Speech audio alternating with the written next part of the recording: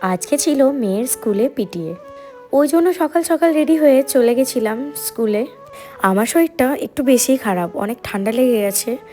গলাটা শুনে তোমরা নিশ্চয়ই বুঝতেই পারছো। এখন তাও গলাটা অনেকটাই ভালো হয়েছে, আগে তো আওয়াজই বেরোচ্ছিল না। আমাদের আজকে পিটিএর টাইম ছিল 9টা সামথিং। তারপরে মিটিং কমপ্লিট হওয়ার পর বেটু তো রেডি হয়েই থাকে মামাম কখন প্লেগ্রাউন্ডে নিয়ে যাবে।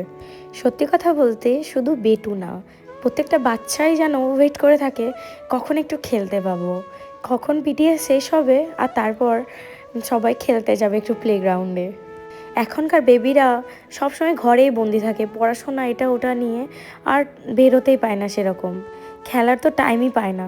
এই এজে আগে সবাই কত খেলতো, কিন্তু এখন এদের খেলাটা যেন ইনডোর হয়ে গেছে, আউটডোরে কোনো খেলাই নেই সেরকম।